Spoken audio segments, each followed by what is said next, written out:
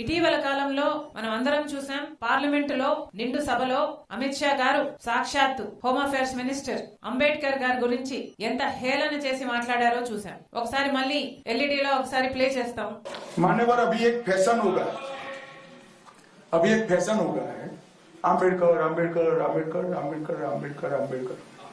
इतना नाम अगर भगवान का लेते तो 7 जन्मों तक स्वर्ग मिल जाता, अच्छी बात है।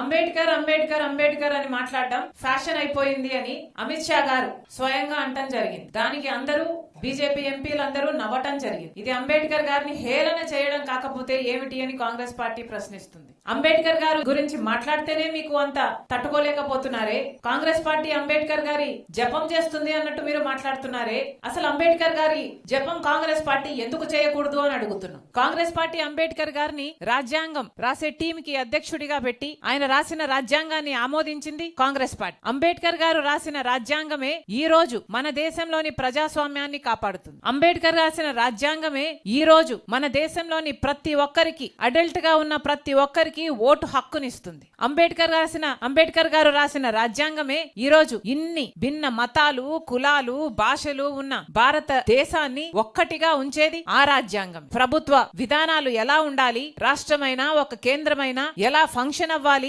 ఇలాంటివన్నీ చెప్పింది అంబేద్కర్ గారు రాసిన రాజ్యాంగమే. ఈ రోజు ఈ దేశంలో ప్రతి ఒక్కరు సమానంగా, స్వేచ్ఛగా, సగౌరవంగా బతుకుతున్నారు అంటే దానికి కారణం అంబేద్కర్ గారు రాసిన రాజ్యాంగమే. మరి అలాంటి అంబేద్కర్ గారి గురించి మేము జపం చేస్తే మాత్రం తప్పేంటి, మీరు ఎందుకు జపం చేయటం లేదు, మీరెందుకు మాట్లాడడం లేదు అని కాంగ్రెస్ పార్టీ ప్రశ్నిస్తుంది. ఈ రోజు అంబేద్కర్ గారు గురించి మాట్లాడితేనే మీకు అంత తట్టుకోలేకపోతున్నారే, మీరు రాజ్యాంగాన్ని కాపాడతారని గాని, రిజర్వేషన్లు మీరు ఇంకా బ్రతికిస్తారని గాని సామాన్య ప్రజలు ఎలా నమ్మాలి? అంబేద్కర్ గారంటే ఎవరండి? అంబేద్కర్ గారంటే బడుగు బలహీన వర్గాల వాళ్ళ జీవితాలలో వెలుగులు నింపినవాడు. అంటరానితనం ఈ రోజు మన దేశంలో లేదు అంటే దానికి కారణం అంబేద్కర్ లాంటి నాయకులు. ఈ రోజు ప్రపంచమే భారత రాజ్యాంగాన్ని ఇంత గౌరవిస్తుంది అంటే దానికి కారణం అంబేద్కర్ గారు. మరి అలాంటి అంబేద్కర్ గారిని మీరు అవమానిస్తూ, హేళన చేస్తూ నిండు సభలో, పార్లమెంటులో ఇంత ఘోరంగా మాట్లాడుతుంటే సామాన్య ప్రజలు గమనిస్తున్నారని బీజేపీ పార్టీ గుర్తు పెట్టుకోవాలి. బీజేపీ పార్టీ ఇంత హేళన చేస్తుంటే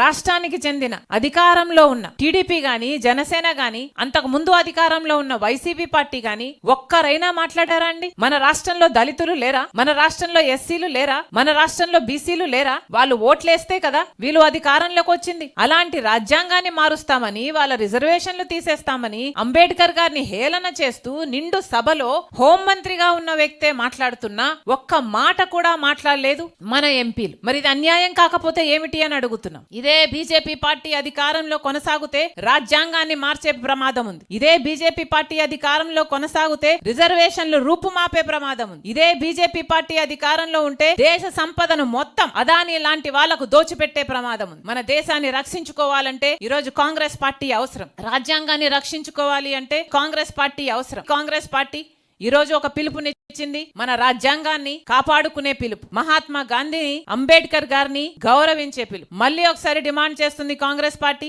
ఇంత ఘోరంగా అంబేద్కర్ గారిని అవమానించిన బీజేపీ అయినా, అమిత్ షా అయినా క్షమాపణలు చెప్పాలి. అమిత్ షా గారు రాజీనామా చేయాలని, రాజీనామా చేయకపోతే మోడీ గారు ఆయన మంత్రివర్గం నుంచి తొలగించాలని డిమాండ్ చేస్తుంది కాంగ్రెస్ పార్టీ.